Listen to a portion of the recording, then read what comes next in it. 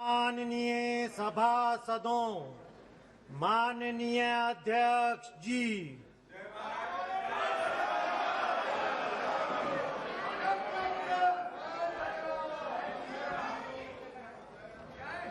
माननीय सदस्यगण, जैसा आपको समाचार 2 के भाग के माध्यम से पहले ही सूचित किया जा चुका है कि माननीय मंत्री जी द्वारा बजट प्रस्तुत किए जाने के पश्चात इसकी प्रतियां आपको मेंबर पोर्टल के माध्यम से उपलब्ध करा दी जाएगी।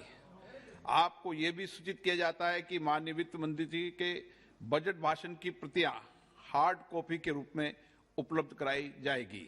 अतः बजट प्रस्तुत हो जाने के पश्चात सदस्य कृपया बजट भाषण की अपनी अपनी प्रति प्रकाशन फलक से ले सकते हैं। आइटम नंबर 1, माननीय मंत्री महोदय Shrimati Nirmala Sitharaman ji.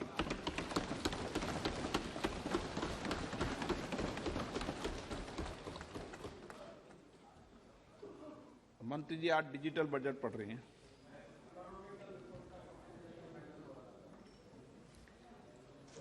Honorable Speaker,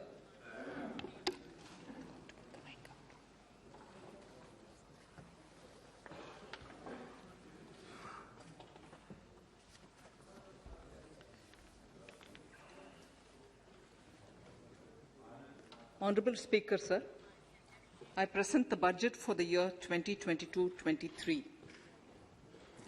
At the outset,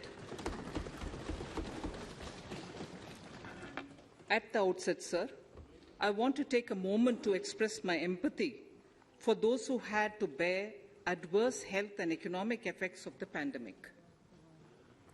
The overall sharp rebound and recovery of the economy is reflective of our country's strong resilience.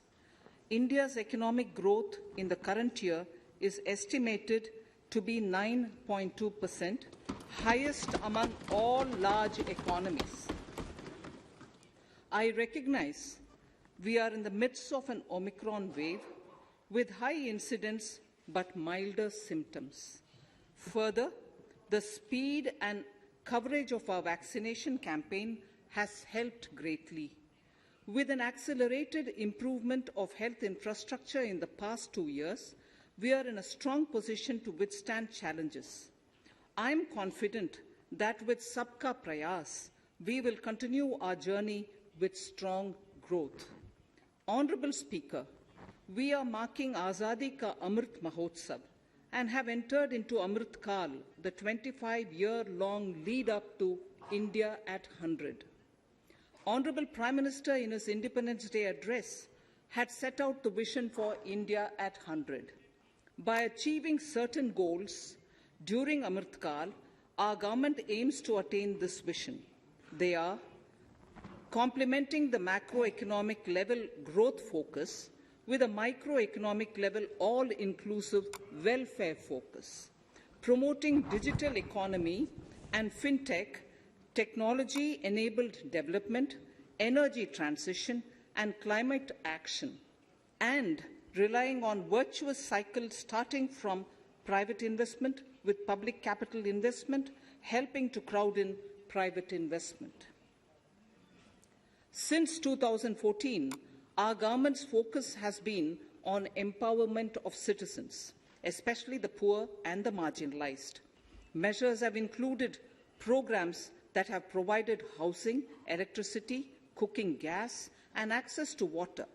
We also have programs for ensuring financial inclusion and direct benefit transfers. We are committed to strengthening the abilities of the poor to tap all opportunities. Our government constantly strives to provide the necessary ecosystem for the middle classes, a vast and wide section which is populated across various middle-income brackets, to make use of the opportunities they so desire. This budget seeks to lay the foundation and give a blueprint to steer the economy over Amrit Kal of the next 25 years, from India at 75 to India at 100. It continues to build on the vision drawn in the budget of 21-22.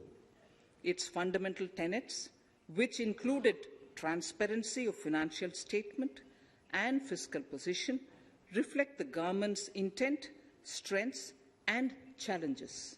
This continues to guide us. The initiatives of the last year's budget have seen significant progress and have been provided with adequate allocations in this budget as well. The strengthening of health infrastructure, speedy implementation of the vaccination program, and the nationwide resilient response to the current wave of the pandemic are evident for all.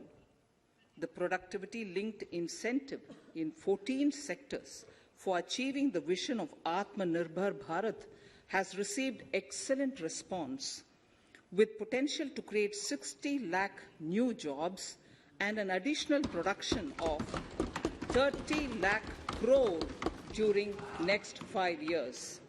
Towards implementation of the new public sector enterprise policy, the strategic transfer of ownership of Air India has been completed. The strategic partner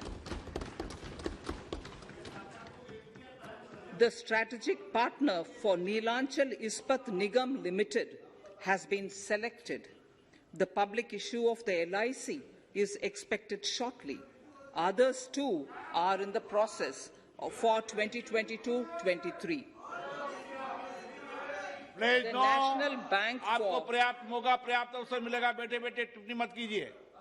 The National Bank for Infrastructure Development and National Asset Reconstruction Company have commenced their activities. Honourable Speaker, Sir, Budget 2021-22 had provided a sharp increase in provision for public investment or capital expenditure. Throughout the year, with the Honourable Prime Minister guiding the implementation, our economic recovery is continuing to benefit from the multiplier effect. This budget continues to provide impetus for growth. It lays a parallel track of 1. A blueprint for the Amrit Kal, which is futuristic and inclusive.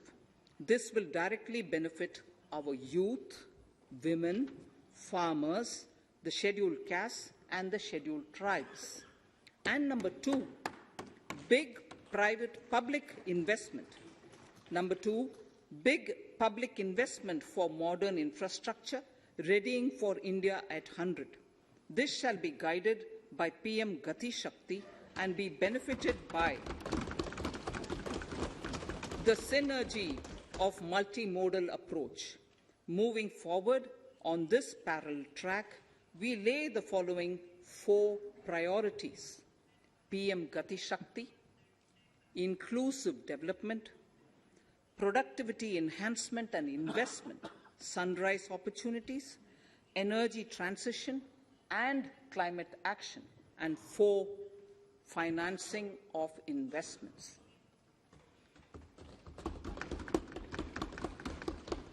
PM Gati Shakti. PM Gati Shakti is a transformative approach for economic growth and sustainable development. The approach is driven by 7 engines, namely roads, railways, airports, ports, mass transport, waterways, and logistics infrastructure. All 7 engines will pull forward the economy in unison. These engines are supported by the complementary roles of energy transmission, IT communication, bulk water and sewerage, and social infrastructure. Finally, the approach is powered by clean energy and Sabka Prayas. The efforts of the central government, the state governments, and the private sector together, leading to a huge job and entrepreneurial opportunities for all, especially the youth. PM Gati Shakti Master Plan, National Master Plan. The scope of PM Gati Shakti National Master Plan will encompass the 7 engines for economic transformation, seamless multimodal connectivity, and logistics efficiency.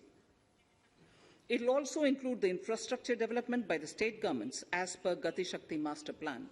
The focus will be on planning, financing, including through innovative ways, use of technology, and speedier implementation.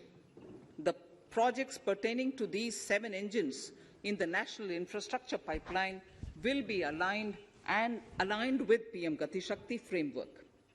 The touchstone of the master plan will be world-class modern infrastructure and logistics synergy among different modes of movement, both of people and goods, and location of projects.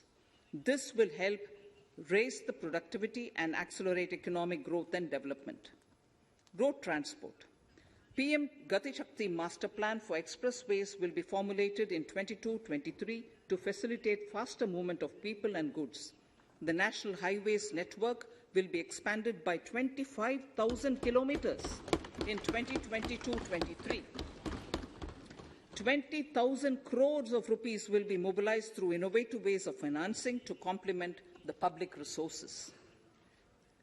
The data exchange among all mode operators will be brought on unified logistics interface platform designed for application programming interface. This will provide for efficient movement of goods through different modes, reducing logistics cost and time, assisting just-in-time inventory management, and in eliminating tedious documentation. Most importantly, this will provide real-time information to all stakeholders and improve international competitiveness. Open source mobility stack for organizing seamless travel of passengers will also be facilitated. Contracts for implementation of multimodal logistic parks at 4 locations through PPP mode will be awarded in 22-23. Railways will develop new products and efficient logistics services for small farmers and small and medium enterprises, besides taking the lead in integration of postal and railways network to provide seamless solutions for movement of parcels. One station, one product concept will be popularized to help local businesses and supply chains. As a part of Atmanirbhar Bharat, 2,000 kilometers of network will be brought under Kavach, the indigenous world-class technology for safety and capacity augmentation in 2022-23. 400 new generation Vande Bharat trains will better energy efficiency and passenger riding experience will be developed and manufactured during the next 3 years. 100 PM Gati Shakti cargo terminals for multimodal logistics facilities will be developed during the next 3 years. Innovative ways of financing and faster implementation will be encouraged for building metro systems of appropriate type at scale. Multimodal connectivity between mass urban transport and railway stations will be facilitated on priority. Design of metro systems, including civil structures, will be reoriented and standardized for Indian conditions and needs. Parvat Mala, as a preferred ecologically sustainable alternative to conventional roads in difficult hilly areas, National Ropeways Development Program will be taken up on PPP mode. The aim is to improve connectivity and convenience for commuters, besides promoting tourism. This may also cover congested urban areas where conventional mass transit system is not feasible. Contracts for 8 such ropeway projects for a length of 60 kilometers will be awarded in 22-23.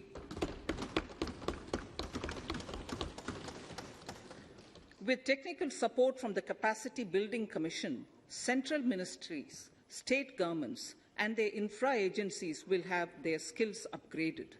This will ramp up capacity in planning, design, financing, including innovative ways, and implementation management of the PM Gati Shakti infrastructure projects. Inclusive development, our second priority. Agriculture.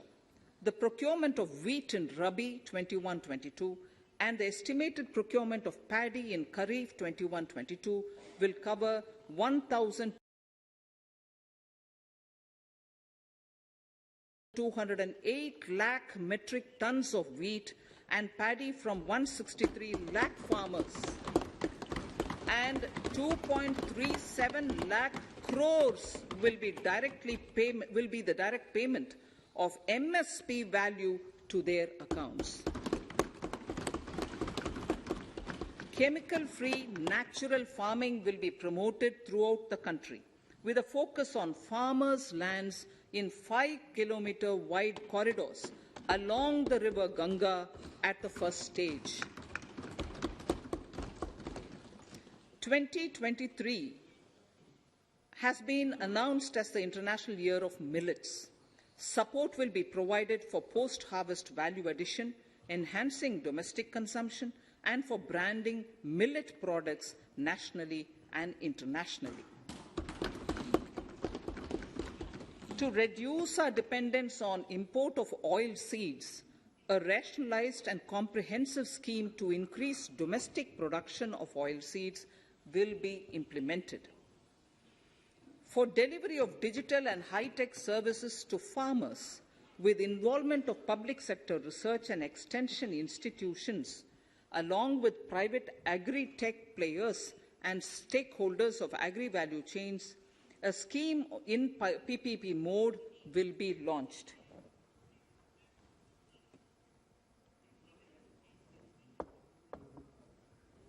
Use of Kisan drones will be promoted for crop assessment, digitization of land records, spraying of insecticides and nutrients.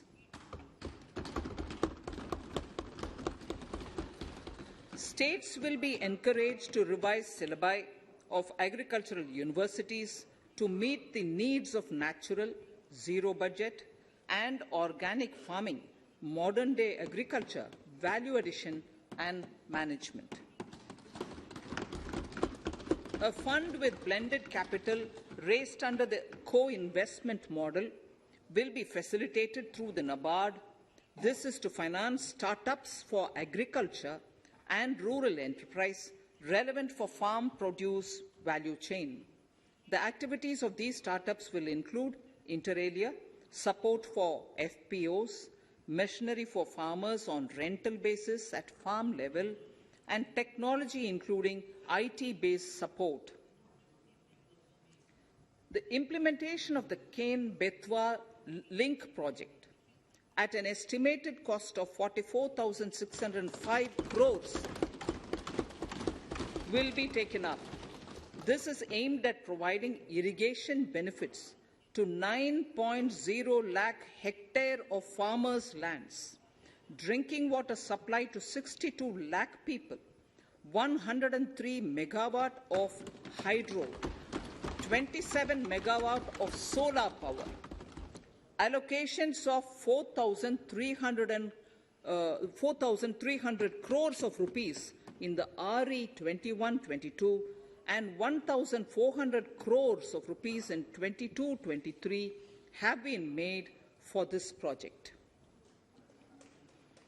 Honorable Speaker, sir, draft DPRs for 5 river links, namely Daman-Ganga Pinjal, Par-Tapi Narmada, Godavari Krishna, Krishna Pennar, and Pennar Kaveri have been finalized.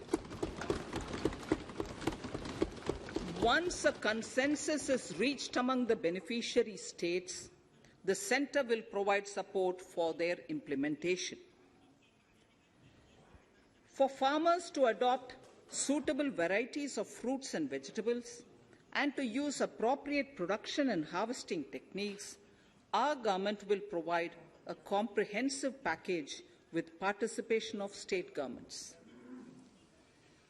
MSMEs, Udyam, eShram, NCS and ASEEM portals will be interlinked. Their scope will be widened. They will now perform as portals with live organic databases, providing G2C, B2C, and B2B services. These services will relate to credit facilitation, skilling, and recruitment with an aim to further formalize the economy and enhance entrepreneurial opportunities for all. Emergency Credit Line Guarantee Scheme has provided the much-needed additional credit to more than 130 lakh MSMEs. This has helped them mitigate the adverse impact of the pandemic. The hospitality and related services, especially those by micro and small enterprises, are yet to regain their pre-pandemic level of business.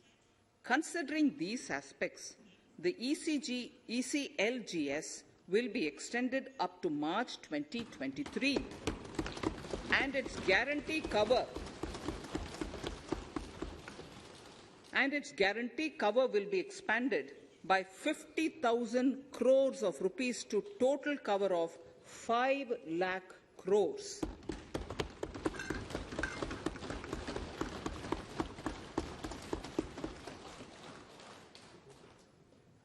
With the additional amount being earmarked exclusively for the hospitality and related sectors.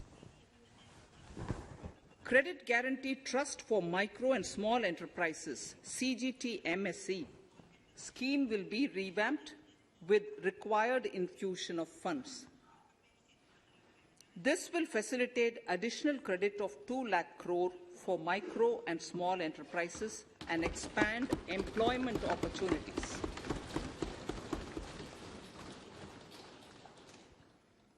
Raising and Accelerating MSME Performance (RAMP) program with outlay of 6,000 crore over 5 years will be rolled out. This will help MSME sector become more resilient, competitive, and efficient.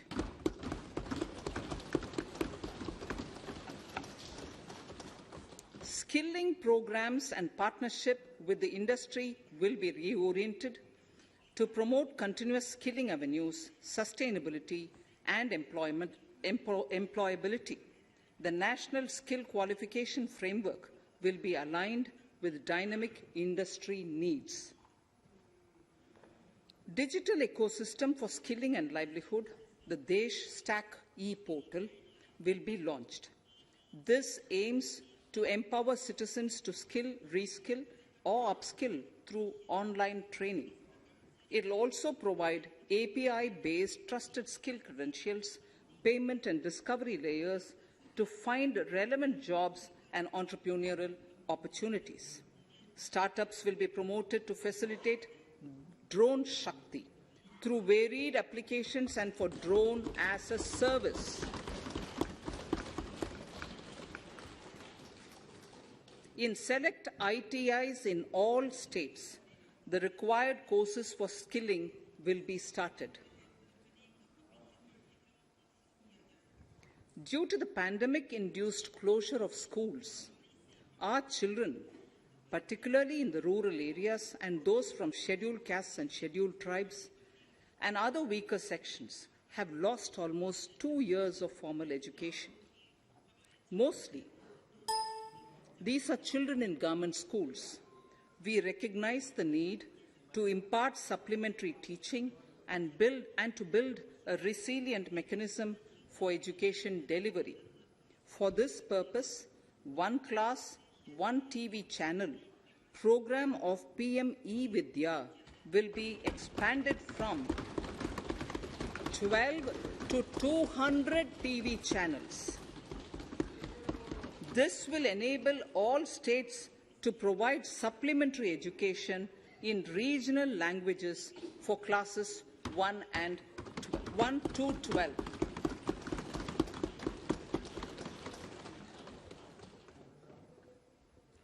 High-quality e-content in all spoken languages will be developed for delivery via internet, mobile phones, TV, and through radio and digital teachers.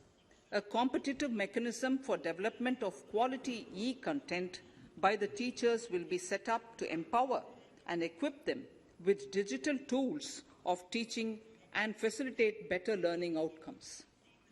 A digital university will be established to provide access to students across the country for world-class quality universal education with personalized learning experience at their doorsteps. This will be made available in different Indian languages and ICT formats. The university will be built on a networked hub and spoke model, with the hub building cutting-edge ICT expertise. The best public universities and institutions in the country will collaborate as a network of hub and spoke. An open platform for the national digital health ecosystem will be rolled out. It will consist of digital registries of health providers and health facilities, unique health identity, consent framework and universal access to health facilities. The pandemic has accentuated mental health problems in people of all ages. To better the access to quality mental health counseling and care services, a national Tele mental health program will be launched.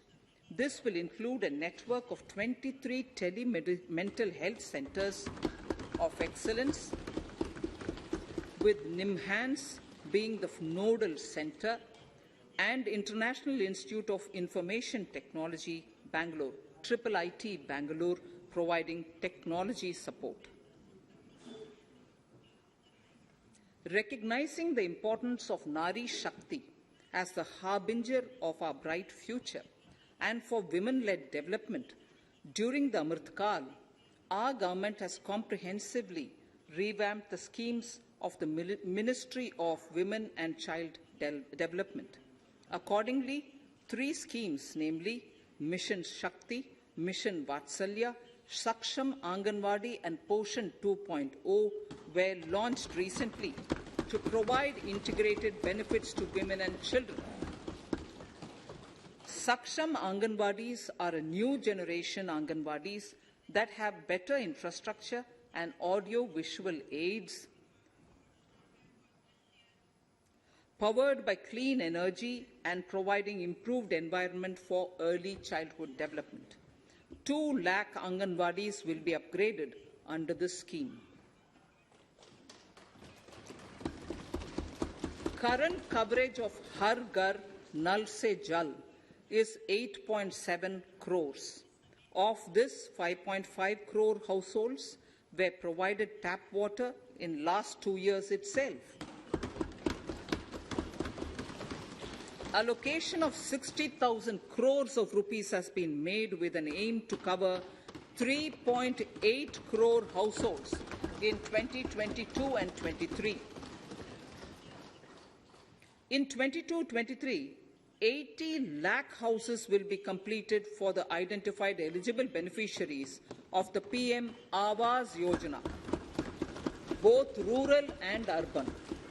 48,000 crores is allotted for this purpose. The central government will work with the state governments for reduction of time required for all land and construction-related approvals, for promoting affordable housing for middle class and for the economically weaker sections in urban areas. We shall also work with the financial sector, regulators, to expand access to capital along with reduction in cost of intermediaries. A new scheme, Prime Minister's Development Initiative for the Northeast, will be implemented through the Northeastern Council. It will fund infrastructure in the spirit of PM Gati Shakti and social development projects based on felt needs of the Northeast. This will enable livelihood activities for youth and women, filling the gaps in various sectors. It will not be a substitute for existing central or state schemes. While the central ministries may also post their candidate projects, priority will be given to those posted by the states. An initial allocation of 1,500 crores of rupees will be made, and the initial list of projects is given in Annexure 1 of my speech. Our vision to improve the quality of life of citizens in the most backward districts of the country through Aspirational Districts program has been translated into reality in a very short span of time. 95% of those 112 districts have made significant progress in key sectors such as health, nutrition, financial inclusion, and basic infrastructure. They have surpassed even some of the state average values.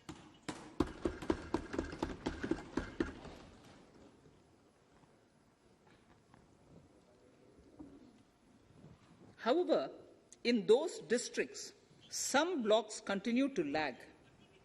In 22-23, the program will focus on such blocks in those districts.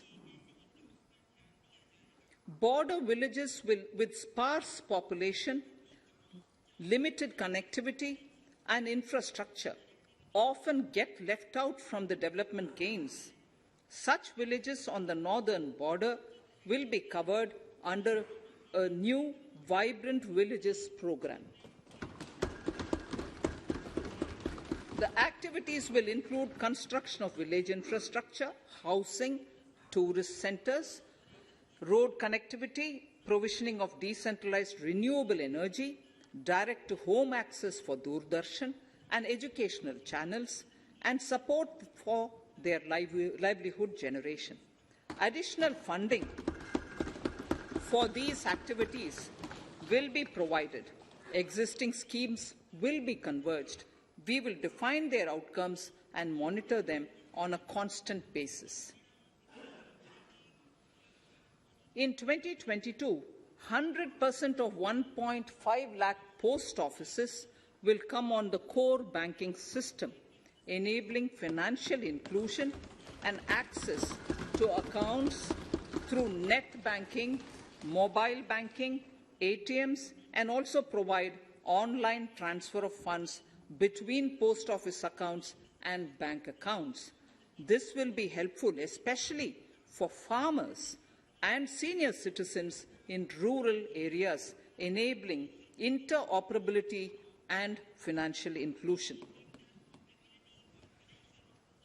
Honorable Speaker, sir, in recent years, digital banking, digital payments, and fintech innovations have grown at a rapid pace in the country.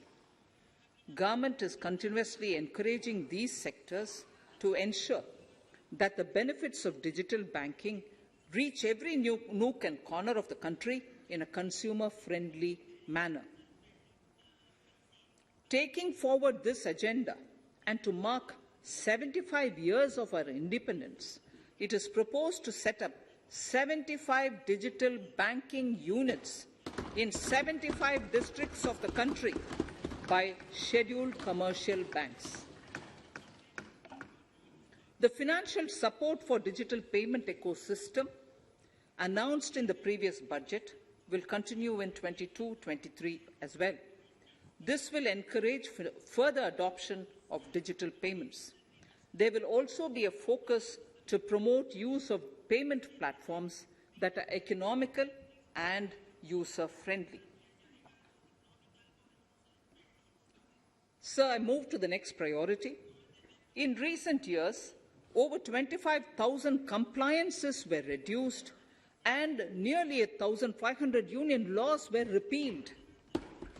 This is the result of our government's strong commitment for minimum government and maximum governance. 1,486 union laws were repealed. Our trust in the public and ease of doing business is what is highlighted here, sir. For the Amrit Kal, the next phase of ease of doing business 2.0 and ease of living will be launched. In our endeavor to improve productive efficiency of capital and human resources, we will follow the idea of trust-based governance.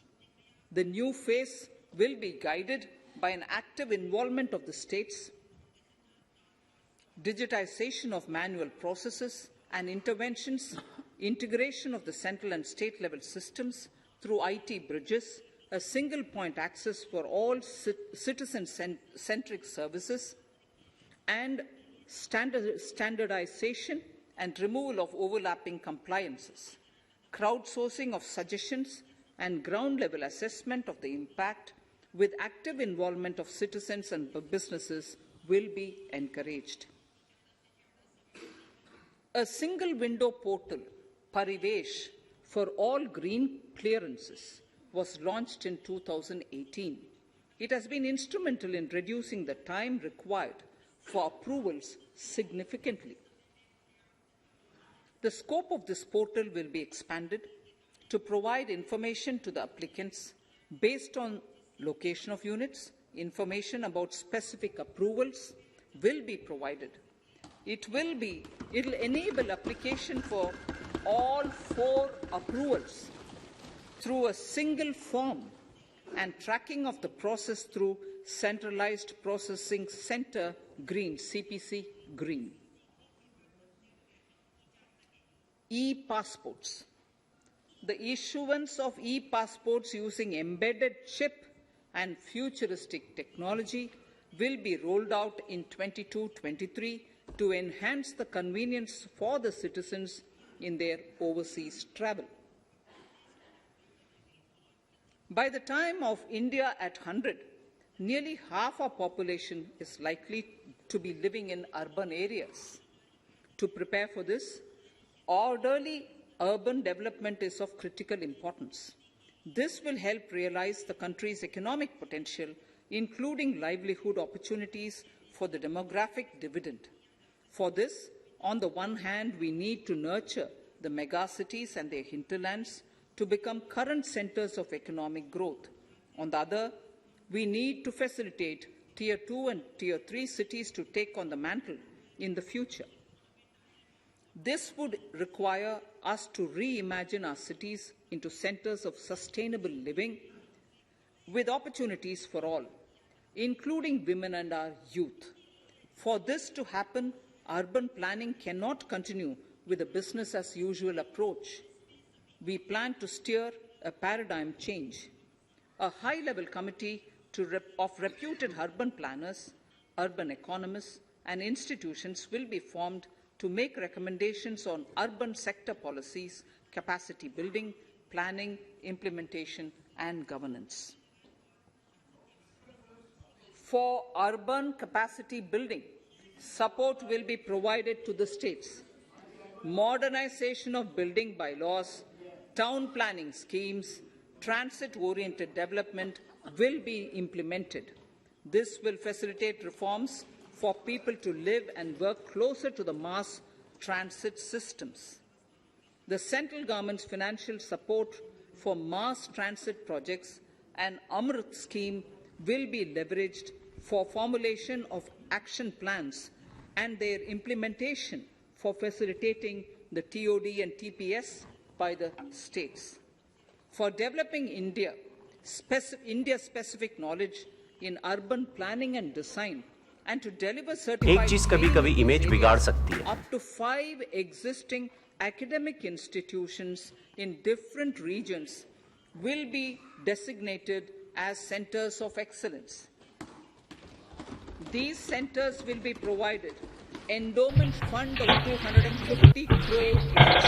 निजी क्षेत्र को एक सेवा के रूप में battery अथवा ऊर्जा के लिए धारणीय और नव प्रवर्तनकारी व्यवसाय मॉडल विकसित करने के लिए प्रोत्साहित किया जाएगा.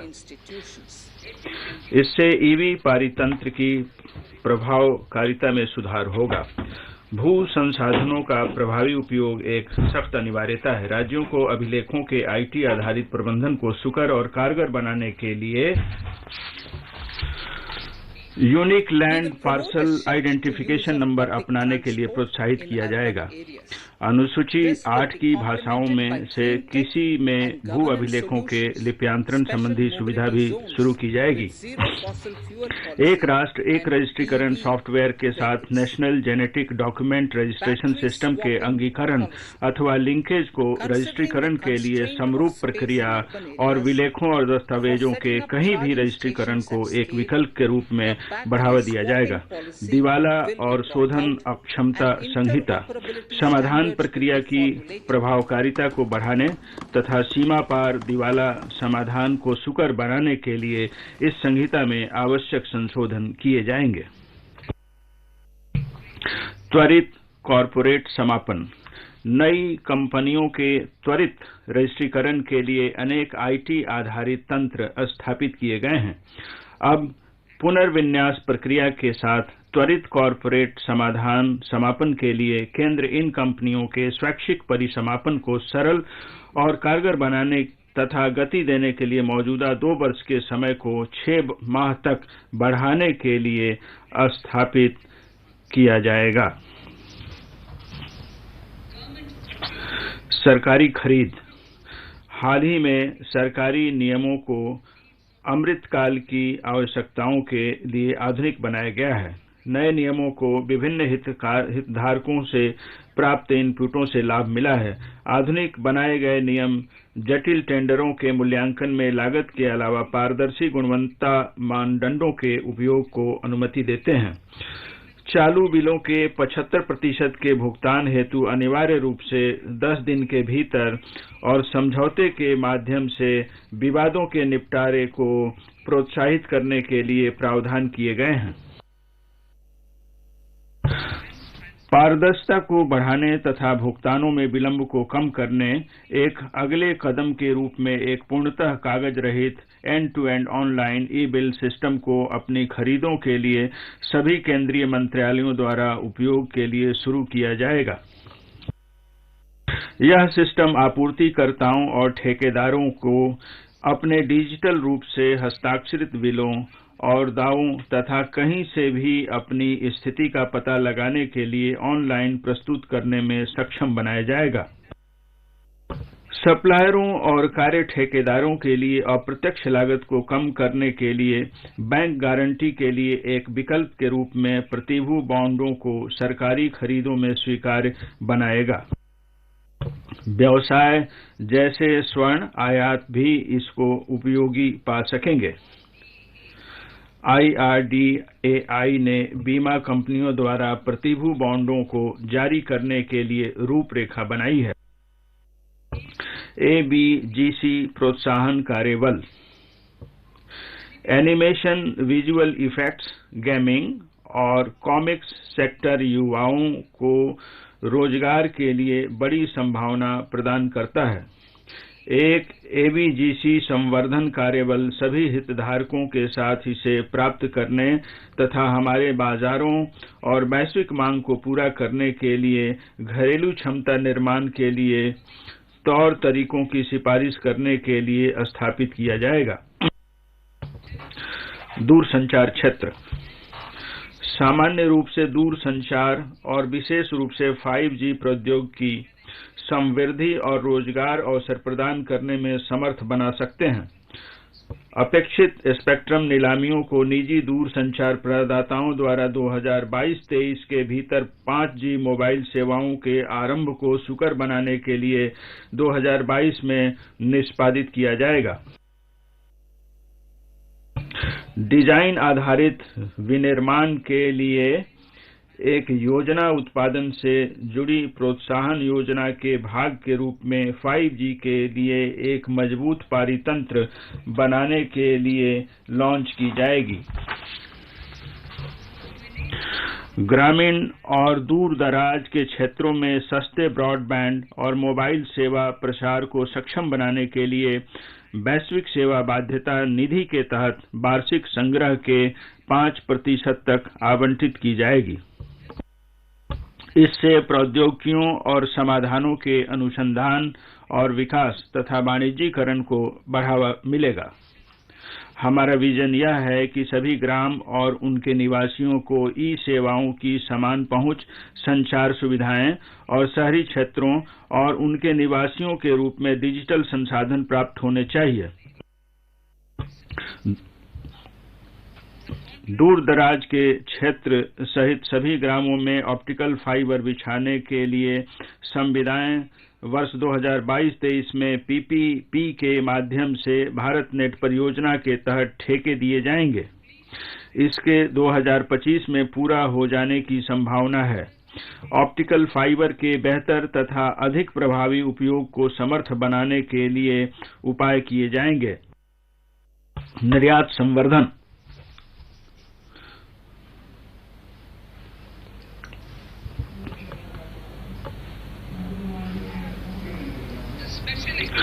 विशेष आर्थिक जोन अधिनियम को एक नए विधान से प्रतिस्थापित किया जाएगा, जो राज्यों को उद्यमों और सर्विस हबों के विकास में भागीदार बनने के लिए समर्थ होंगे।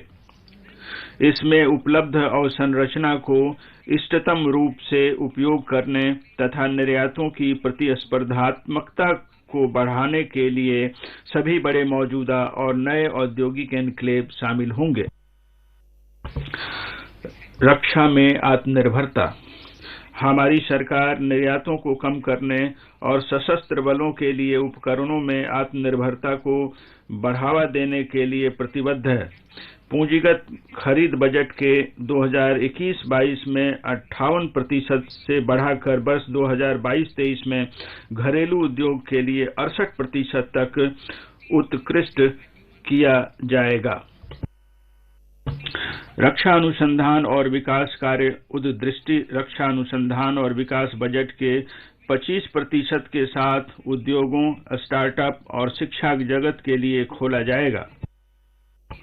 निजी उद्योगों को एसपीवी मॉडल के माध्यम से डीआरडीओ और अन्य संगठनों के सहयोग से सैन्य प्लेटफॉर्म और उपकरणों के डिजाइन और विकास निष्पादित करने के लिए प्रोत्साहित किया जाएगा। एक स्वतंत्र नोडल अम्ब्रेला निकाय को व्यापक परीक्षण और प्रमाणन आवश्यकताओं को पूरा करने के लिए स्थापित किया जाएगा। उदीयमान अवसर। कृत्रिम सतर्कता, भूस्थानिक तंत्र और ड्रोन, सेमीकंडक्टर और इसका पारितंत्र, अंतरिक्ष अर्थव्यवस्था, जेनोमिक्स, फार्मास्यूटिकल्स, ग्रीन एनर्जी और स्वच्छ आवागमन तंत्रों में बड़े पैमाने पर धारणीय विकास की सहायता करने तथा देश को आधुनिक बनाने की भारी संभावना है। ये युवाओं के लिए रोजगार अवसर प्रदान करते हैं तथा भारतीय उद्योग जगत को अधिक प्रभावी और प्रतिस्पर्धी बनाते हैं। सहायक नीतियां, सरल विनियमों, घरेलू क्षमताओं के निर्माण के लिए सुविधापरक कार्यों और अनुसंधान और विकास को बढ़ावा देने जैसे कार्यों से सरकार के दृष्टिकोण को दिशा निर्देशित किया जाएगा। इन उदीयमान अवसरों में अनुसंधान एवं विकास कार्य के लिए शिक्षा जगत, उद्योग और सार्वजनिक संस्थाओं के बीच सहयोग के प्रयासों के अलावा सरकारी अंशदान प्रदान किया जाएगा। ऊर्जा संक्रमण और जलवायु परक कार्य। जलवायु परिवर्तन के जोखिम सबसे बड़ी बाहरी नकारात्मकताएं हैं जो भारत तथा अन्य देशों को प्रभावित करती हैं। जैसा कि माननीय प्रधानमंत्री जी ने विगत नवंबर में ग्लासगो में संपन्न हुए COP26 शिखर सम्मेलन में कहा था, आज किसकी आवश्यकता है यह ध्यान देने योग्य है और अविवेकी तथा विनाशकारी उपभोग की बजाय उपयोग पर विचार करना है। पंचामृत में यथा प्रतिपादित निम्न कार्बन विकास रणनीति को उन्होंने घोषित की धारणीय विकास के प्रति हमारी सरकार की दृढ़ कटिबद्धता का एक महत्वपूर्ण प्रदर्शन है। यह रणनीति रोजगार के बड़े अवसर खोलती है और देश को धारणीय विकास के मार्ग पर ले जाएगी। तदनुसार इस बजट में अनेक अल्पकालिक और दीर्घकालिक कार्य प्रस्तावित हैं। सौर ऊर्जा 2030 तक संस्थापित और क्षमता के 280 GW के महत्वाकांक्षी लक्ष्य के लिए घरेलू विनिर्माण को सुविधा प्रदान करने के लिए सौर पीवी मॉड्यूलों के लिए कॉन से पूर्णतः समेकित विनिर्माण एककों के लिए प्राथमिकता के साथ उच्च प्रभावी मॉड्यूलों के विनिर्माण के लिए उत्पादन से जुड़े प्रोत्साहन हेतु 19,500 करोड़ रुपए का अतिरिक्त आवंटन किया जाएगा।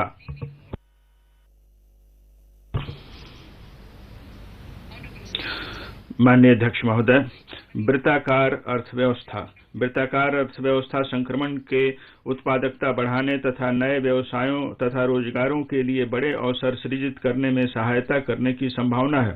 10 सेक्टरों जैसे इलेक्ट्रॉनिक अपशिष्ट, वाहनों की अवधि समाप्ति, प्रयुक्त तेल अपशिष्ट और विषैले और घातक औद्योगिक अपशिष्ट के लिए कार्य योजनाएं तैयार हैं।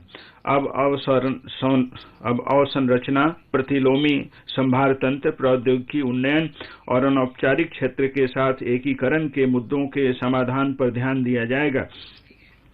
इसे विनियमन, मनो और विस्तारित उत्पादक उत्तरदायित्व रूपरेखा और नव प्रवर्तनकारी सुविधाकरण को कवर करते हुए सक्रिय जननीतियों द्वारा समर्थन दिया जाएगा।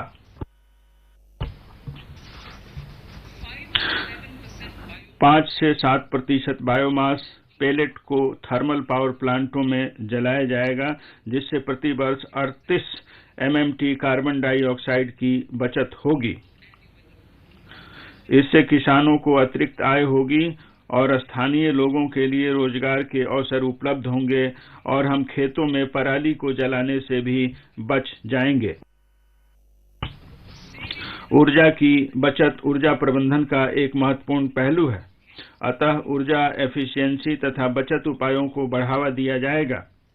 इसे बड़े वाणिज्यिक भवनों में ऊर्जा सेवा कंपनी कार्य मॉडल के माध्यम से किया जाएगा। यह क्षमता निर्माण, एनर्जी ऑडिट के लिए जागरूकता, कार्य निष्पादन संविदा तथा सामान्य माप एवं सत्यापन प्रोटोकॉल के लिए सुविधा उपलब्ध कराएगा। उद्योग के लिए कॉल गैसिफिकेशन तथा कोयले को रसायन में परिवर्तित करने हेतु 4 प्राइवेट परियोजनाएं स्थापित की जाएंगी, जो तकनीकी तथा वित्तीय रूप से व्यवहार्य होंगी। कृषि वानिकी तथा निजी वानिकी को बढ़ावा देने के लिए नीतिगत तथा अपेक्षित विधायी परिवर्तन किए जाएंगे। इसके अलावा अनुसूचित जाति और अनुसूचित जनजाति जो कृषि वानिकी करना चाहे के किसानों को वित्तीय सहायता उपलब्ध कराई जाएगी। माननीय अध्यक्ष महोदय, अब मैं चौथी प्राथमिकता पर जा रही हूं, सार्वजनिक पूंजी निवेश। पूंजी निवेश अपने प्रवर्धन प्रभाव के जरिए त्वरित एवं संघारीय आर्थिक पुनरुत्थान और समेकन की दृष्टि से अत्यंत महत्वपूर्ण होते हैं। पूंजी निवेश से रोजगार के अवसरों का सृजन करने में बड़े उद्योगों एवं MSME से विनिर्मित निविष्टियों के लिए बढ़ी हुई मांग का उत्प्रेरण करने में मदद मिलती है और बेहतर कृषि अवसंरचना के माध्यम से इससे किसानों को भी मदद मिलती है। उच्च ग्रोथ के साथ महामारी के प्रभावों से बाहर निकलने की दृष्टि से अत्यंत सशक्त समुत्थानशीलता दर्शाई है। हालांकि हमें 2020-21 में आई गिरावट की भरपाई करने के लिए उस स्तर को बरकरार रखने की जरूरत है। जैसा कि पहले पैरा 5 में बताया गया है, निवेश के कारगर चक्र को निजी निवेश की ओर प्रेरित करने के लिए सरकारी निवेश की आवश्यकता पड़ेगी। इस स्तर पर निजी निवेशों के लिए यह जरूरी जान पड़ता है कि उनकी क्षमता को बढ़ाने के लिए और अर्थव्यवस्था की जरूरत को पूरा करने के लिए सहायता की जरूरत है। सार्वजनिक निवेश को आगे बने रहने की जरूरत है और 2022-23 में निजी निवेश और मांग को बढ़ाना भी जरूरी है। उपर्युक्त जरूरतों को देखते हुए एक बार फिर केंद्रीय बजट में पूंजीगत व्यय के लिए परिव्यय में तेजी से बढ़ोतरी की गई है। अभी यह चालू वर्ष में 5.54 लाख करोड़ रुपए है, जिसमें 35.4% की बढ़ोतरी करके 2022-23 में 7.5 लाख करोड़ रुपए कर दिया गया है। यह 2019-20 के व्यय से 2.2 गुना से भी अधिक बढ़ गया है। 2022-23 में यह परिव्यय जीडीपी का 2.9% होगा। कारगर पूंजीगत व्यय। राज्यों को सहायता अनुदान के माध्यम से पूंजीगत आस्तियों के सृजन के लिए किए गए प्रावधान के साथ साथ निवेश के चलते केंद्र सरकार का कारगर पूंजीगत व्यय 2022-23 में अनुमानतः 10.68 लाख करोड़ रुपए का हो जाएगा, जो कि जीडीपी का लगभग 4.1% जीडीपी का होगा। Green bonds. 2022-23 में सरकार द्वारा ली जाने वाली सभी बाजार उधारियों के सिलसिले में सॉवरेन ग्रीन बॉन्ड्स जारी किए जाएंगे, जिनसे हरित अवसंरचना के लिए संसाधन जुटाए जाएंगे। इससे प्राप्त धन को सार्वजनिक क्षेत्र की ऐसी परियोजनाओं में लगाया जाएगा जो अर्थव्यवस्था में कार्बन इंटेंसिटी को कम करने में सहायक हों। GIFT विश्व स्तरीय विदेशी विश्वविद्यालयों और संस्थानों को GIFT शहरों में वित्तीय प्रबंधन, फिनटेक, विज्ञान, प्रौद्योगिकी, इंजीनियरिंग, गणित में अपने पाठ्यक्रम चलाने की अनुमति दी जाएगी और केवल IFSCA द्वारा चलाए जाने वाले पाठ्यक्रमों को छोड़कर इन्हें घरेलू विनियमों से मुक्त रखा जाएगा। इससे सेवाओं और प्रौद्योगिकियों के लिए उच्च स्तर के मानव संसाधन उपलब्ध कराए जा सकेंगे।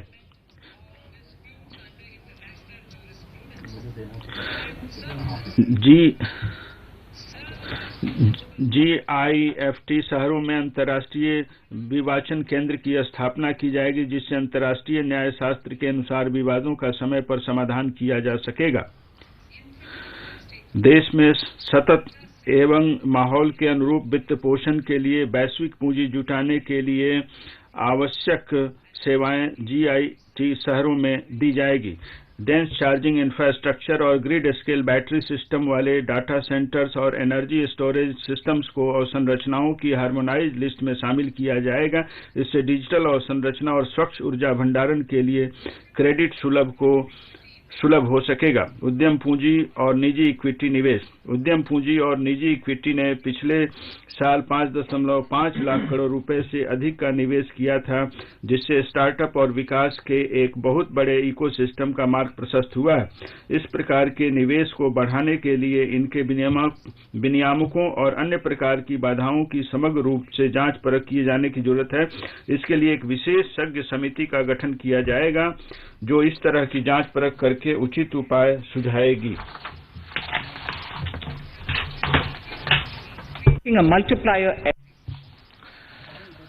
सरकार के द्वारा सहायता प्राप्त फंड्स NIIF और फंड्स के सिडबी फंड से अत्यधिक पूंजी प्राप्त हुई है, जिससे बहुआयामी प्रभाव देखने में आया है। प्रमुख उद्यमान क्षेत्रों जैसे कि climate action, deep tech, digital economy, pharma और एग्रीटेक को बढ़ावा देने के लिए सरकार सम्मिश्रित वित्त पोषण के लिए उद्देश्यपरक धन उपलब्ध कराएगी, जिसमें सरकार का हिस्सा 20% तक सीमित होगा और कोष का प्रबंधन निजी कोष प्रबंधकों के द्वारा किया जाएगा। अवसंरचना परियोजनाओं की वित्तीय संभावनाओं अवसंरचना की जरूरतों के वित्त पोषण के लिए यह जरूरी है कि सरकारी निवेश में बड़े पैमाने पर निजी पूंजी भी मिलाई जाए। सरकारी निजी भागीदारी वाली परियोजनाओं के साथ साथ दूसरी परियोजनाओं की वित्तीय संभावनाओं को बढ़ाने के लिए बहुपक्षीय एजेंसियों से तकनीकी और ज्ञानपरक सहायता प्राप्त करने के साथ साथ आवश्यक उपाय किए जाएंगे। इनकी वित्तीय संभावना को बढ़ाने के लिए विश्व के सर्वोत्तम तरीकों को अपनाना होगा, वित्त पोषण के नए रास्ते अपनाने होंगे तथा संतुलित जोखिम परक आवंटन किया जाना होगा। डिजिटल रुपया। सेंट्रल बैंक डिजिटल करेंसी को चालू करने से डिजिटल अर्थव्यवस्था को बहुत अधिक बढ़ावा मिलेगा। डिजिटल करेंसी से एक और अधिक दक्ष और सस्ती करेंसी प्रबंधन व्यवस्था देखने में आएगी। इसलिए ब्लॉकचेन और अन्य प्रौद्योगिकी का प्रयोग करके डिजिटल रुपये को चालू करने का विचार है, जिसे भारतीय रिजर्व बैंक के द्वारा जारी किया जाएगा और इसकी शुरुआत 2022-23 से होनी है। पूंजीगत निवेश के लिए राज्यों को वित्तीय सहायता। सहकारी संघवाद की सच्ची भावना को जाहिर करने के लिए केंद्र सरकार राज्यों को मजबूती प्रदान करने के लिए कटिबद्ध है, जिससे कि वे उत्पादक परिसंपत्तियों के सृजन और लाभप्रद रोजगार पैदा करने के लिए अपने पूंजी निवेश को बढ़ा सके। पूंजीगत निवेश के लिए राज्यों को वित्तीय सहायता की योजना का सभी राज्यों ने बहुत ही जोरदार ढंग से स्वागत किया है।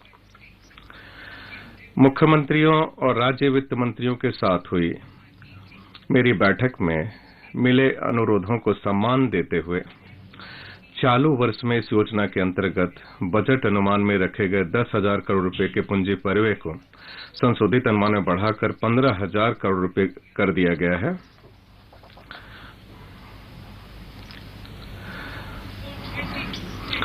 वर्ष 2022-23 के लिए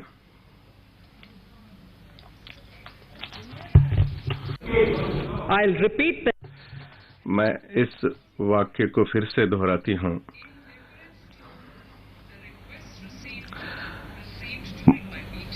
मुख्यमंत्रियों और राज्य वित्त मंत्रियों के साथ हुई मेरी बैठक में मिले अनुरोधों को सम्मान देते हुए चालू वर्ष में योजना के अंतर्गत बजट अनुमान में रखे गए 10,000 करोड़ रुपए के पूंजी परिव्यय को संशोधित अनुमान में बढ़ाकर 15,000 करोड़ रुपए कर दिया गया है। वर्ष 2022-23 के लिए अर्थव्यवस्था में सभी निवेशों को प्रेरित करने के लिए राज्यों की मदद करने के लिए 1 लाख करोड़ रुपए का आवंटन किया गया है।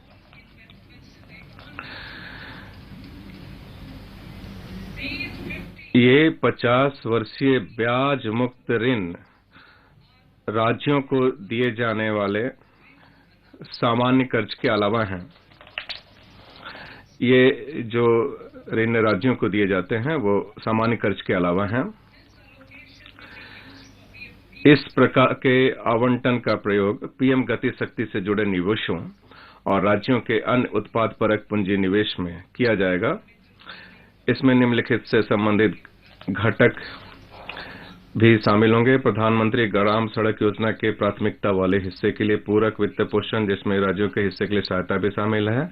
अर्थव्यवस्था का डिजिटलीकरण, जिसमें डिजिटल पेमेंट और ओएफसी नेटवर्क को पूरा किए जाने के बाद भी शामिल है। और भवन संबंधी उपनियमों, नगर नियोजन स्कीमों, ट्रांजिट ओरिएंटेड विकास और अंतरनीय विकास अधिकार से संबंधित सुधार हैं।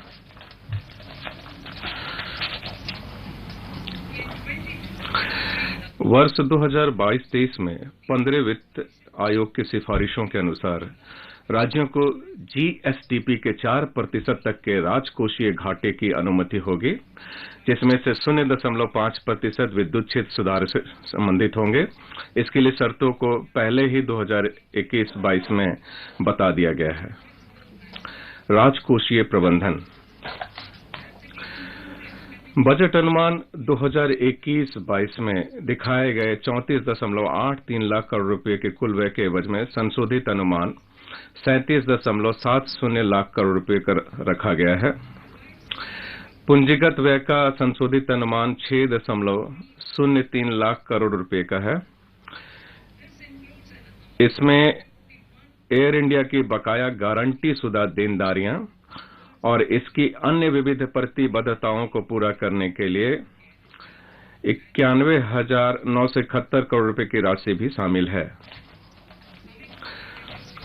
बजट अनुमान की ओर देखा जाए तो माननीय अध्यक्ष महोदय 2022-23 में कुल व्यय अनुमानतः 39.45 लाख करोड़ रुपए का रखा गया है, जबकि उधारी से भिन्न कुल प्राप्तियां अनुमानतः 22.84 लाख करोड़ रुपए की हुई है।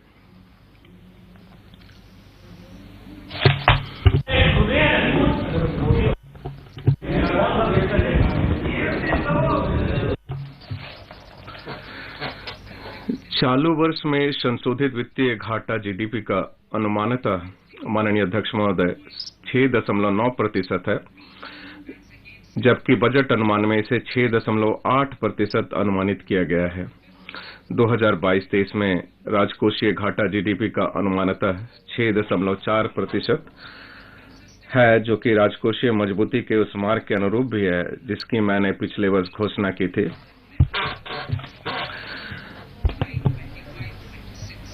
कि 2025-26 तक राजकोषीय घाटे को 4.5% के नीचे ला दिया जाएगा। 2022-23 के राजकोषीय घाटे के स्तर को निर्धारित करते समय मैं सरकारी निवेश के माध्यम से प्रगति के पोषण की जरूरत के प्रति सजग हूं, जिससे कि हम और मजबूत और टिकाऊ बन सके। अब मैं अपने भाषण के भाग ख को पढ़ती हूं।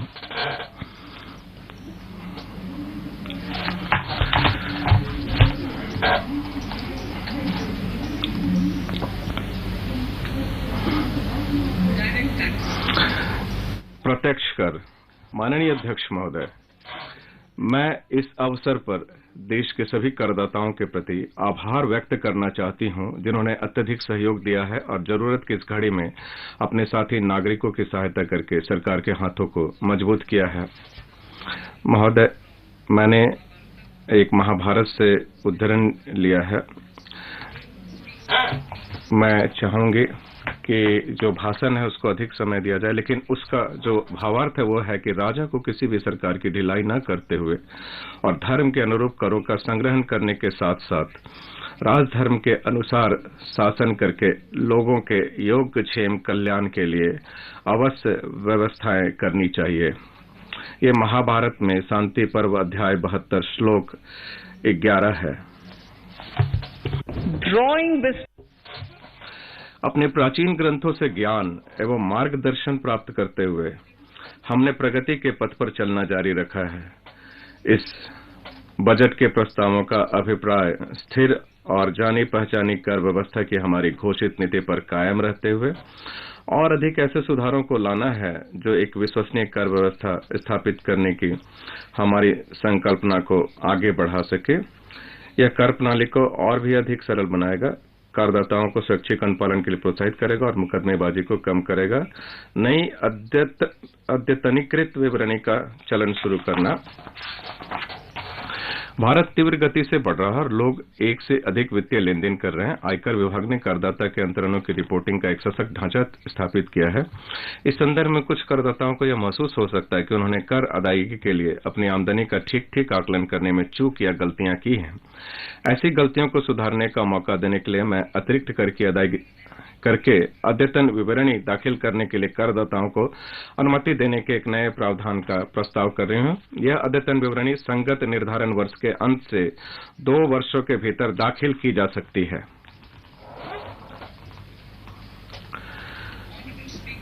माननीय अध्यक्ष महोदय, वर्तमान में यदि विभाग को यह पता चलता है कि निर्धारिती द्वारा कुछ आमदनी को दर्शाया नहीं गया है तो वह न्याय निर्णयन की लंबी प्रक्रिया से गुजरता है। उसके बजाय अब इस प्रस्ताव से करदाताओं में भरोसा जगेगा, जिससे निर्धारिती स्वयं उस आमदनी को घोषित कर पाएंगे जिसको पूर्व में अपनी विवरणी दाखिल करते समय उन्होंने नहीं दर्शाया था। प्रस्ताव के पूर्ण विवरण वित्त विधेयक में दिए गए हैं। यह स्वैच्छिक कर अनुपालन की दिशा में एक सकारात्मक कदम है।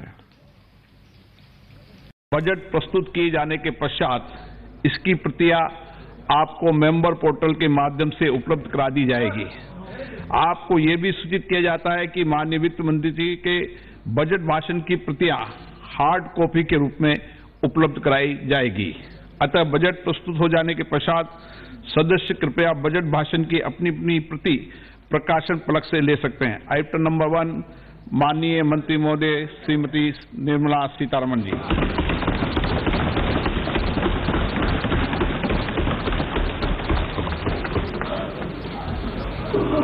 मंत्री जी आज डिजिटल बजट पढ़ रही हैं।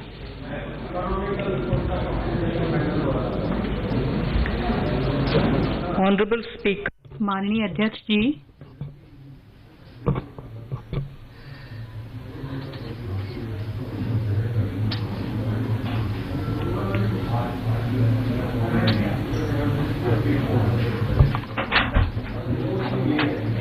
माननीय अध्यक्ष जी, मैं 2022-23 के लिए बजट प्रस्तुत करती हूं।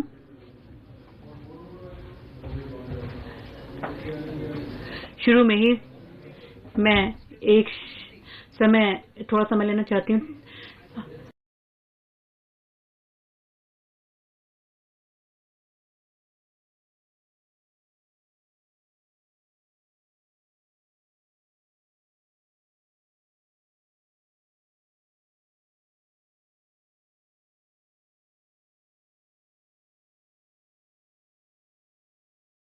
of annuity or lump sum amount even during the lifetime of their parent or guardian. I propose thus to allow the payment of annuity and lump sum amount to the differently abled dependent during the lifetime of the parent and guardians, that is, parent or guardians, attaining the age of 60 years. Parity between employees of the state and central governments. At present, the central government contributes 14% of the salary of its employee to the National Pension System, NPS, Tier 1. This is allowed as a deduction in computing the income of the employee. However, such deduction अपने कर्मचारियों के वेतन में 14% का योगदान करती है। इसे कर्मचारी के आय की गणना करने में कटौती के रूप में स्वीकृत किया गया है। हालांकि राज्य सरकार के कर्मचारियों के मामले में ऐसी कटौती वेतन के 10% की सीमा तक ही स्वीकृत की गई है। केंद्र और राज्य सरकार दोनों के कर्मचारियों के प्रति समान व्यवहार करने के लिए मैं राज्य सरकार के कर्मचारियों के लिए भी एनपीएस खाते में नियोक्ता के योगदान पर कर कटौती सीमा को 10% से बढ़ाकर 14% करने का प्रस्ताव करती हूं। इससे राज्य सरकार के कर्मचारियों के सामाजिक सुरक्षा हित लाभों को बढ़ाने और उन्हें केंद्रीय सरकार के कर्मचारियों के समान लाने में मदद मिलेगी। स्टार्टअप के लिए प्रोत्साहन। स्टार्टअप हमारी अर्थव्यवस्था के लिए विकास के प्रेरक के रूप में उभरकर सामने आए हैं। पिछले कुछ वर्षों में देश ने कामयाब स्टार्टअप्स की संख्या में कई गुना वृद्धि देखी है। 31/3/2022 से पहले स्थापित पात्र स्टार्टअप्स को निगमन से 10 वर्षों में से 3 क्रमिक वर्षों के लिए कर प्रोत्साहन दिया गया था। कोविड महामारी को देखते हुए मैं ऐसा कर प्रोत्साहन उपलब्ध कराने के लिए पात्र स्टार्टअप्स के निगमन की अवधि और 1 वर्ष यानी 31/3/2023 तक बढ़ाने का प्रस्ताव करते हैं।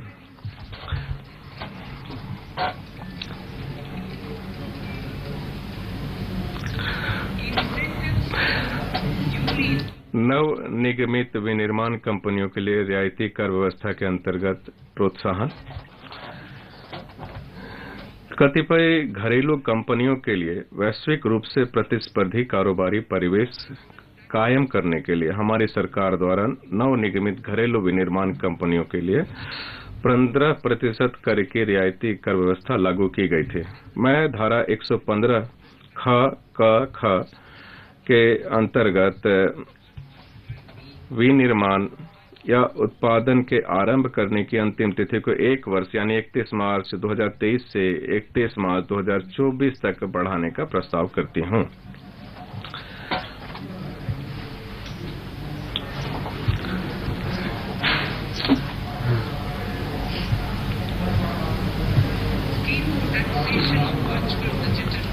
वर्चुअल डिजिटल परिसंपत्तियों के कराधान के लिए स्कीम। वर्चुअल डिजिटल परिसंपत्तियों में अंतरणों में असाधारण बढ़ोतरी हुई है। इन अंतरणों की परिमाण और बारंबारता के कारण यह आवश्यक हो गया है कि इसके लिए एक विशिष्ट कर व्यवस्था का उपबंध किया जाए। तद अनुसार वर्चुअल डिजिटल परिसंपत्तियों के कराधान के लिए मैं इस बात का उपबंध करने के लिए प्रस्ताव करती हूं कि किसी भी वर्चुअल डिजिटल परिसंपत्ति के हस्तांतरण से हुई किसी भी आय पर 30% की दर से कर लिया जाएगा। अधिग्रहण की लागत के सिवाय ऐसी आमदनी का प्रकलन करते समय किसी व्यय या भत्ते के संदर्भ में किसी भी प्रकार की कटौती की अनुमति नहीं दी जाएगी। इसके अतिरिक्त वर्चुअल डिजिटल परिसंपत्ति के हस्तांतरण से हुई हानि किसी अन्य आमदनी के प्रति समंजित नहीं की जा सकती है। इसके अतिरिक्त अंतरण विवरणों को दर्ज करने के लिए मैं वर्चुअल डिजिटल परिसंपत्ति के हस्तांतरण के संबंध में किए गए भुगतान पर एक मौद्रिक सीमा से अधिक ऐसे प्रतिफल पर 1% की दर से टीडीएस लेने के लिए भी प्रस्ताव करती हूं। वर्चुअल डिजिटल परिसंपत्ति के उपहार पर भी प्राप्तकर्ता के हाथों में कर लिए जाने का प्रस्ताव है।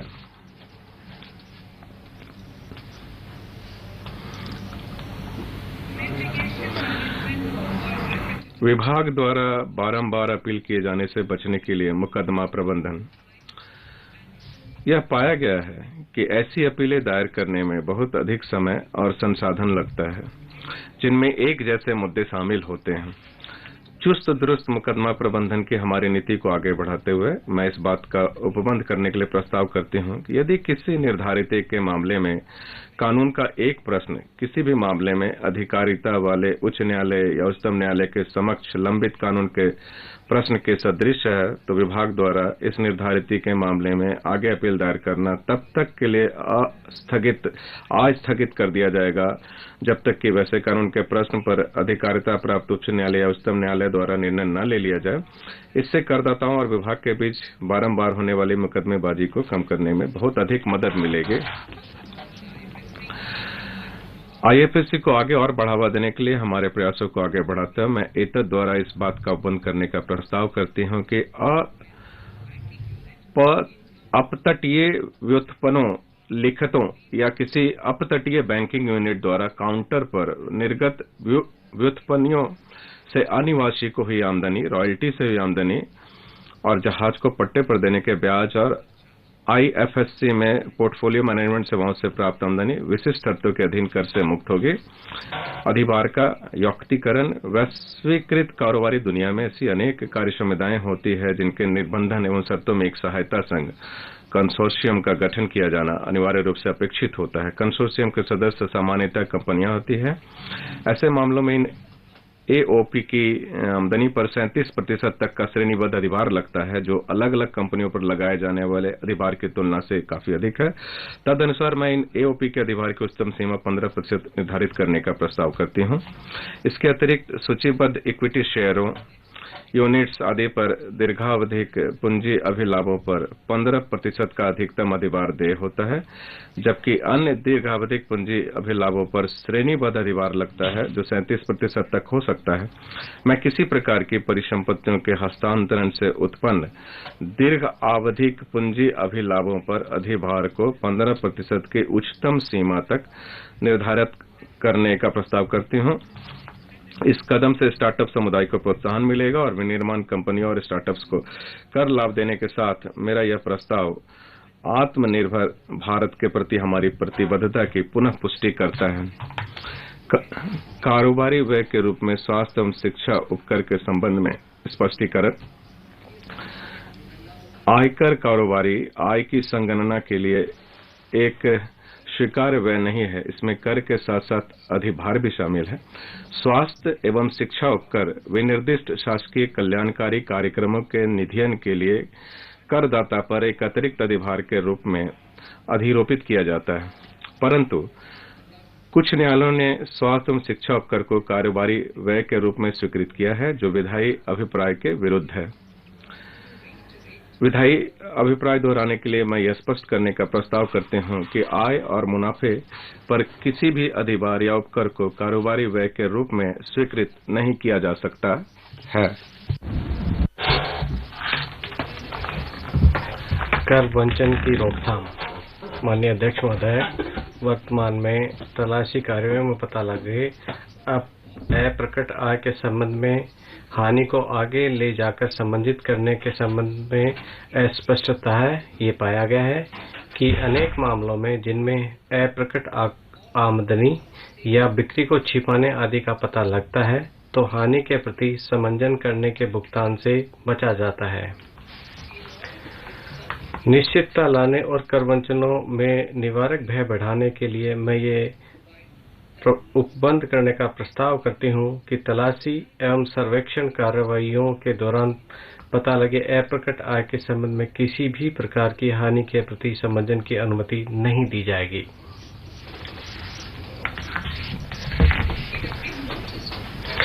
ये देखा गया है कि कारोबार को बढ़ावा देने की कार्यनीति के रूप में कारोबारी प्रतिष्ठानों में अपने एजेंटों को हितलाभ देने की प्रवृत्ति होती है।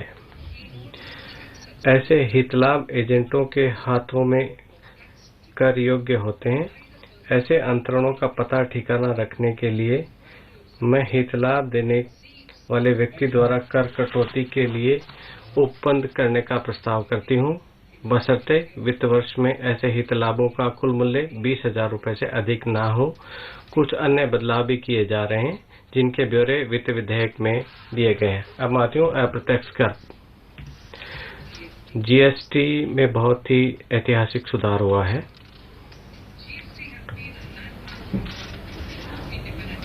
और ये भारत की आज़ादी के बाद में एक ऐतिहासिक सुधार रहा है। बहुत सारी चुनौतियां थी। इन चुनौतियों ने जीएसटी परिषद के मार्गदर्शन एवं निरीक्षण में अत्यंत कुशलतापूर्वक एवं सावधानीपूर्ण पार किया है। अब हम पूरी तरह आईटी चालित और प्रगतिशील जीएसटी व्यवस्था के लिए गौरव का अनुभव करते हैं। इस व्यवस्था में एक बाजार एक कर के भारत के संजोए सपने को साकार किया है। अभी कुछ चुनौतियां शेष हैं और हम आने वाले वर्ष में उनका निवारण करने की उम्मीद करते हैं। सुविधा उपलब्ध कराने और प्रवर्तन के बीच सही संतुलन ने उल्लेखनीय रूप से बेहतर अनुपालन संभव किया है। महामारी के बावजूद जीएसटी राजस्व में उछाल है।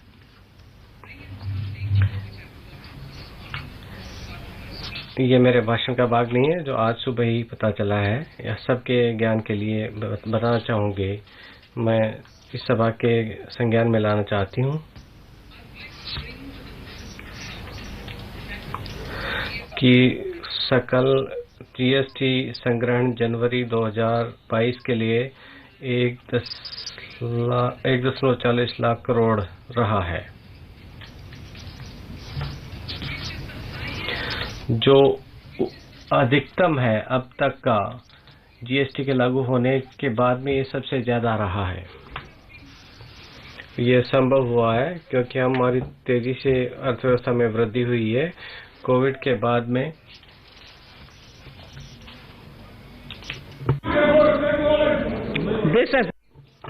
ये संभव हुआ है क्योंकि हमारी बहुत अच्छी अर्थव्यवस्था चल रही है कोविड के बाद में और बहुत ही बेहतर प्रशासन हमारा रहा है। केंद्र और राज्यों के द्वारा बेहतर कर प्रशासन के कारण संभव हो पाया है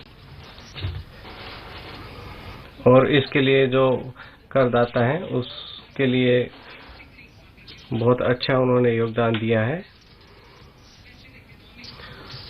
एसईजेड पर आती हूँ मैं। अपने भाषण के भाग क में मैंने विशेष आर्थिक जोन में प्रस्तावित सुधारों की बात कही है। साथ ही साथ हम विशेष आर्थिक जोन के सीमा शुल्क प्रशासन में भी सुधार करेंगे और अब से ये पूरी तरह आईटी चालित होगा और बेहतर सुविधा दिए जाने के साथ साथ और जोखिम आधारित जांच के साथ सीमा शुल्क के राष्ट्रीय पोर्टल पर कार्य करेगा। इससे विशेष आर्थिक जोन इकाइयों द्वारा कारोबार करने में सहजता आएगी और ये सुधार 30 सितंबर 2022 से क्रियान्वित किया जाएगा। सीमा शुल्क सुधार एवं शुल्क दर में परिवर्तन। सीमा शुल्क प्रशासन ने कालांतर में उदारीकृत प्रक्रियाओं और प्रौद्योगिकियों के समावेशन के माध्यम से अपने आप को नए रूप से प्रस्तुत किया गया है। फेसलेस सीमा शुल्क पूरी तरह से स्थापित कर दिया गया है। कोविड-19 महामारी के दौरान सीमा शुल्क संगठनों ने चपलता और संकल्प प्रदर्शित करते हुए सभी मुश्किलों के प्रति असाधारण फ्रंटलाइन कार्य किया है। सीमा शुल्क सुधार ने घरेलू क्षमता निर्माण में अत्यंत महत्वपूर्ण भूमिका निभाई है। हमारे सूक्ष्म, लघु एवं मध्यम उद्यमों को समान अवसर मुहैया किया है। कच्चे माल की आपूर्ति की कठिनाइयों को आसान किया है। कारोबार करने की सहजता को बढ़ाया है और अन्य नीतिगत पहल जैसे कि पीएलआई और चरणबद्ध विनिर्माण योजनाओं के लिए सुविधा प्रदाता बनाया है। सीमा शुल्क के संबंध में मेरे प्रस्ताव उद्देश्य के अनुरूप हैं। इससे रोजगार बढ़ेगा और बेहतर आर्थिक स्थितियां बनेंगी। पिछले विभिन्न जो क्षेत्र हैं राष्ट्रीय पूंजीगत वस्तु नीति के लिए विद्युत, उर्वरक, कपड़ा, चमड़ा, फुटवेयर, फूड प्रोसेसिंग में पूंजीगत वस्तुओं के लिए कई शुल्कगत छूट दी गई है। कुछ मामलों में ये छूट 3 दशकों से अधिक समय तक दी गई है। इन छूटों ने घरेलू पूंजीगत वस्तु क्षेत्र के विकास को बाधित किया है। इसी तरह परियोजनागत आयात शुल्क रियायतों ने कोयला खनन परियोजनाओं, विद्युत उत्पादन, पारेषण वितरण परियोजनाओं, रेल एवं मेट्रो परियोजनाओं जैसे क्षेत्रों में स्थानीय उत्पादों के लेवल प्लेइंग फील्ड से भी वंचित किया गया है। हमारे अनुभव से ये संकेत मिलता है कि तर्कसंगत प्रशुल्क अनिवार्य आयातों की लागत पर खासकर असर डाले गए घरेलू और उद्योग और मेक इन इंडिया के विकास के अनुरूप हैं। तदनुसार पूंजीगत वस्तुओं परियोजनागत आयातों में रियायती दरों के क्रमिक रूप से हटाने और 7.5% का साधारण प्रशुल्क अधिरोपित करने का प्रस्ताव है। ये उन्नत मशीनरों के लिए कतिपय छूट बनी रहेगी जिनका देश के भीतर ही विनिर्माण किया जाता है। पिछले 2 बजटों में हमने सीमा शुल्क को युक्तिसंगत बनाया है। हमने एक बार फिर व्यापक विचार विमर्श किया है जिसमें क्राउड सोर्सिंग के माध्यम से किया गया विमर्श भी शामिल है। इन विमर्शों के परिणाम स्वरूप 350 से अधिक छूट प्रविष्टियों को धीरे धीरे हटाए जाने का प्रस्ताव है। इनमें कतिपय कृषि उत्पाद, रसायन,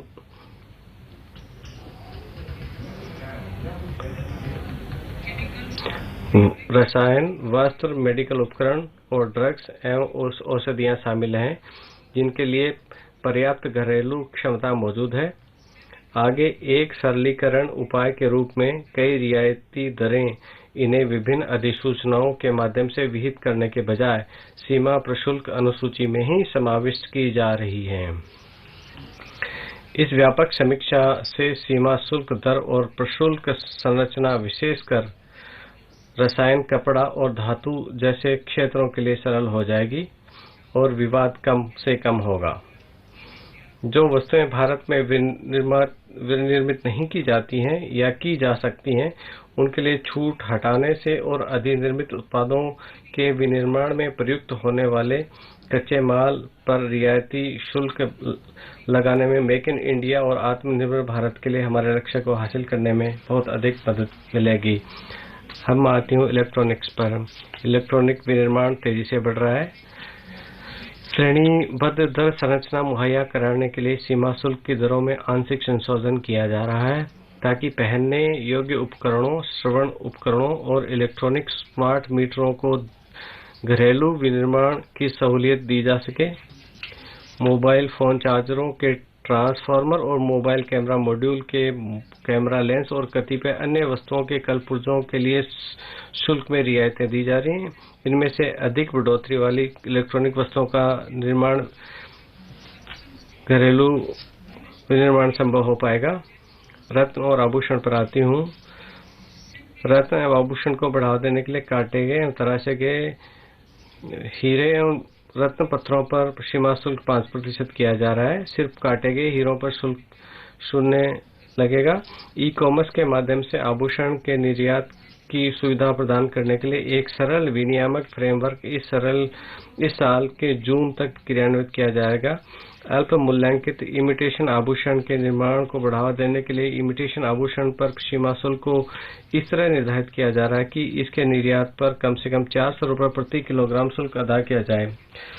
कतिपय अत्यंत महत्वपूर्ण रसायन नामतः मेथेनॉल, एसिटिक एसिड और पेट्रोलियम रिफाइनिंग के लिए हैवी फीड स्टॉक पर सीमा शुल्क कम किया जा रहा है, जबकि सोडियम साइनाइड पर शुल्क बढ़ाया जा रहा है क्योंकि इसके लिए पर्याप्त घरेलू क्षमता मौजूद है। इन बदलावों से घरेलू मूल्यवर्धन को बढ़ावा देने में मिलेगी। एमएसएमई पर आती हूँ। छातों पर शुल्क बढ़ाकर 20% किया जा रहा है। छातों के कल पुर्जों की छूट वापस ली जा रही है। कृषि क्षेत्र के लिए भी उन औजारों और साधनों पर छूट को युक्तिसंगत बनाया जा रहा है जो भारत में विनिर्मित की जाती हैं। पिछले वर्ष इस्पात स्क्रैप को दी गई सीमा शुल्क को एक और वर्ष के लिए दी जा रही है ताकि एमएसएमई के द्वितीयक इस्पात उत्पादों को राहत मिल सके। स्टेनलेस स्टील और कोटेड स्टील फ्लैट उत्पादों, मिश्रित इस्पात की छड़ और हाई स्पीड स्टील पर कतिपय डंपिंग रोधी और सीवीडी को धातुओं की मौजूद उच्च कीमत को देखते हुए व्यापक लोकहित में समाप्त किया जा रहा है।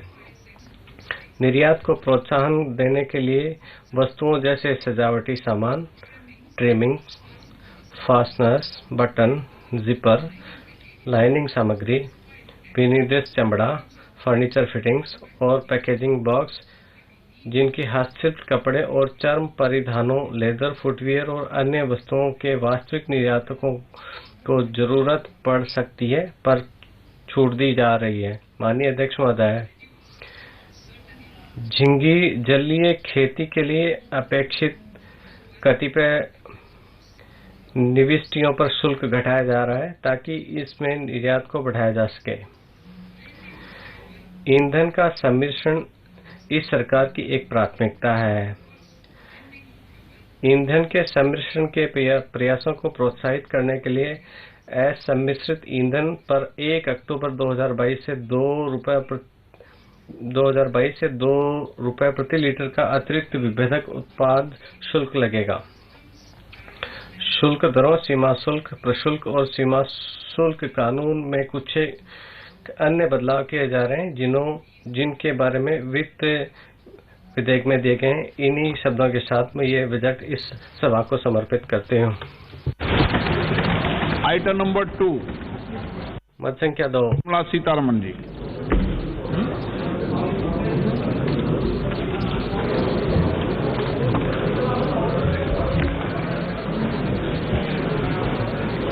With your permission, और आपकी अनुमति से मैं सभा पटल पर निम्नलिखित तो वित्तीय जवाबदेही और बजट प्रबंधन FRBM के अंतर्गत निम्नलिखित प्रस्ताव करती हूँ। एक वक्तव्य है, एक लघु फ्रेमवर्क के बारे में, फ्रेमवर्क के संबंधित आइटम नंबर मत संख्या 3, वित्तीय विधेयक। आपकी अनुमति से मैं प्रस्ताव करती हूं कि इस वित्त विधेयक को पेश करने की अनुमति दी जाए। एक वित्त विधेयक को प्रस्तावित करने की अनुमति प्रदान की जाए। जो सदस्य इसके पक्ष में हाँ गए, जो सदस्य विरोध में ना गए, मेरे विचार में निर्णय हाँ वालों के पक्ष में, हाँ वालों के पक्ष में। माननीय मंत्री जी वित्त विधेयक को प्रस्तावित करें। Sir, I introduce the bill. मैं विधेयक प्रस्तावित करती हूँ। सभा की कार्रवाई कल बुधवार दिनांक 2 फरवरी 2022 को 4:30 बजे तक के लिए स्थगित की जाती है।